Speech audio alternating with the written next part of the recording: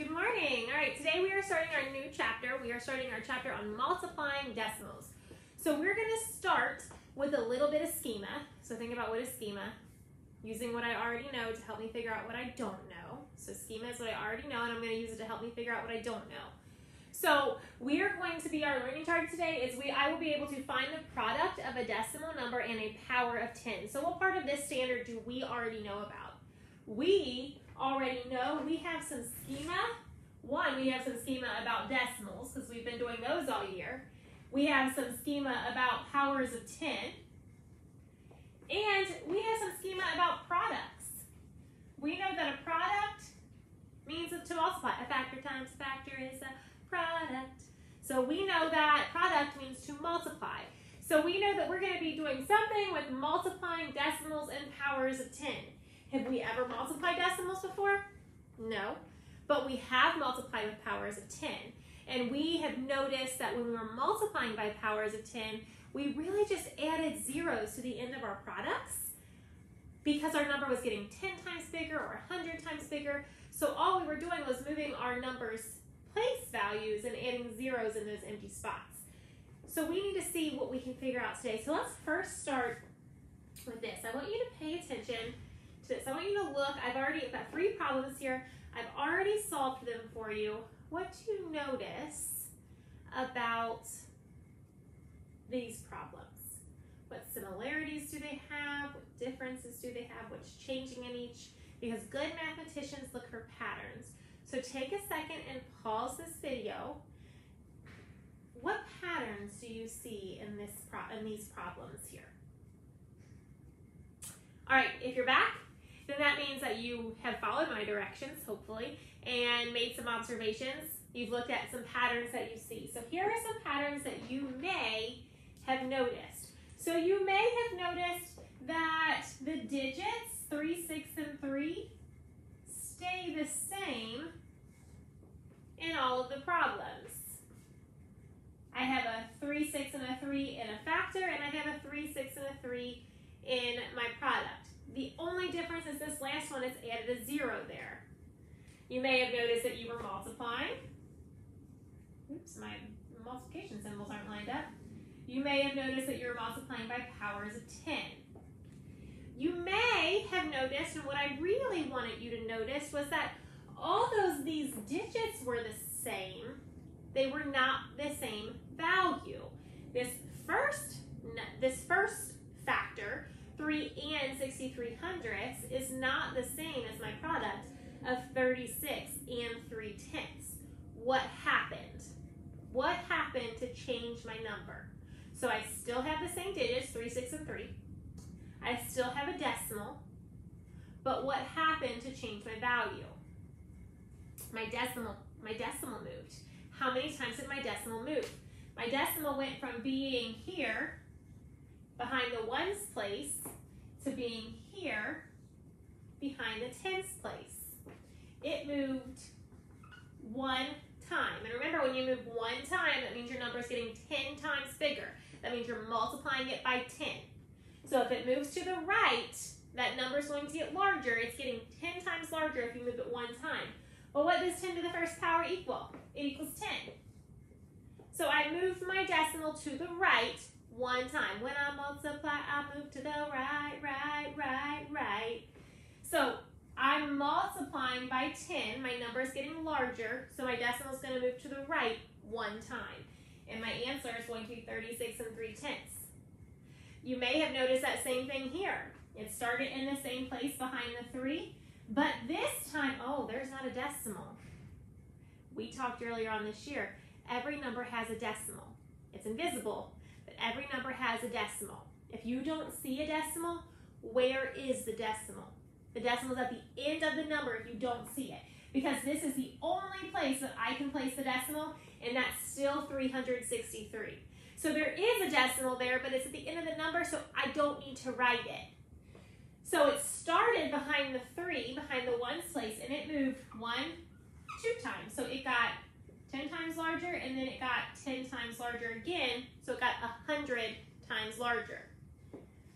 My decimal moved 2 times. It matches up with my power of 10.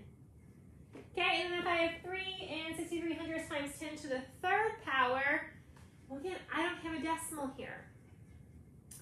But remember, my decimal is at the end of my number, so it is here, I just didn't need it, so I didn't write it. My decimal, if I follow my pattern, this time my decimal moved to the right once to make it 10 times bigger, twice to make it 100 times larger. If I follow my pattern, this should move 3 times.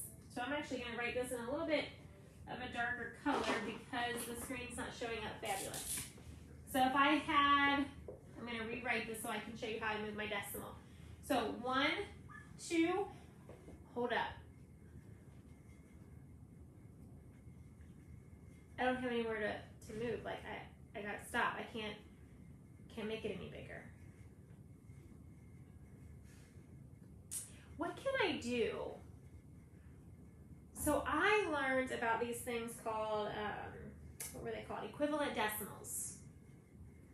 That told me that when I have a decimal, I can add a certain number to the end as many times as I want and it doesn't change the value. What was that number?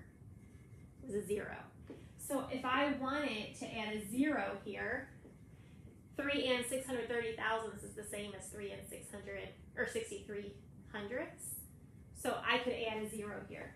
So I have to add a 0 to the end. I'm going to have to add those. So 1, 2, and now I've got my humps, my empty decimal humps.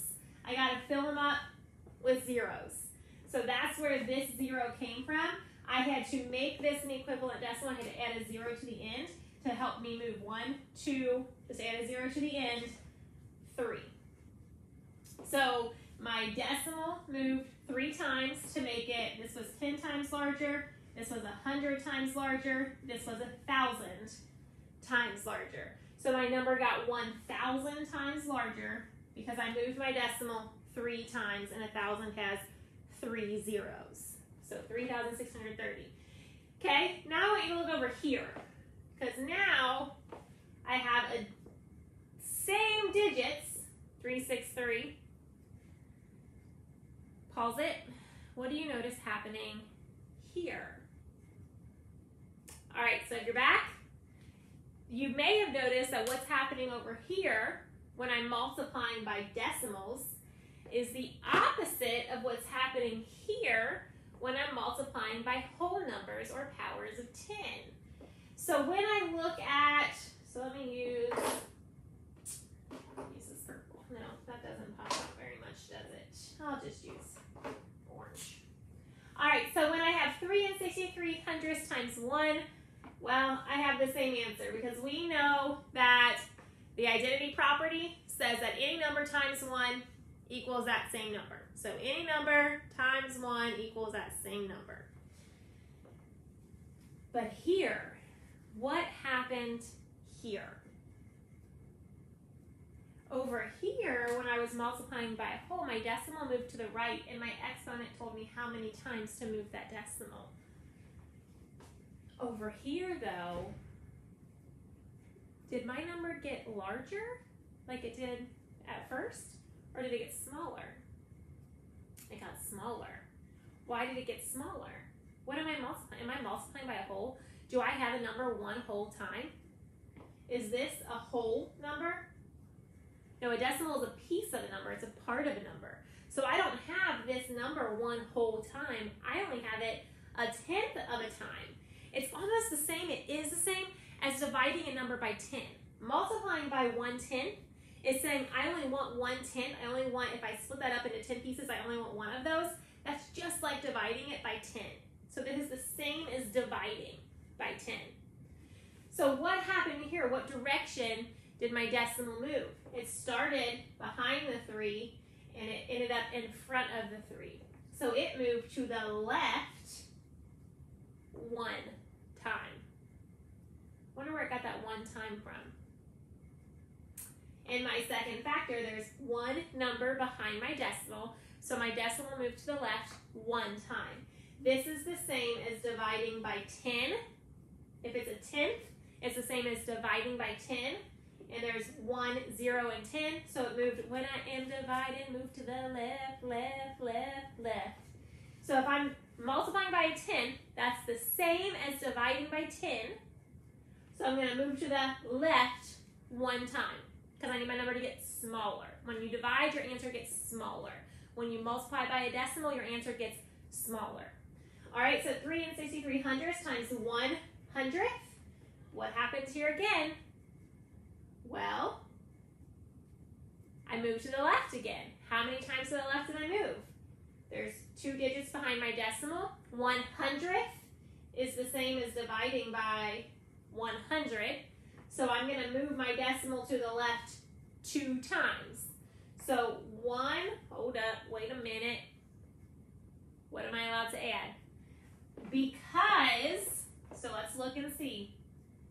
If I add a 0 here, does this still say 3 and 63/100?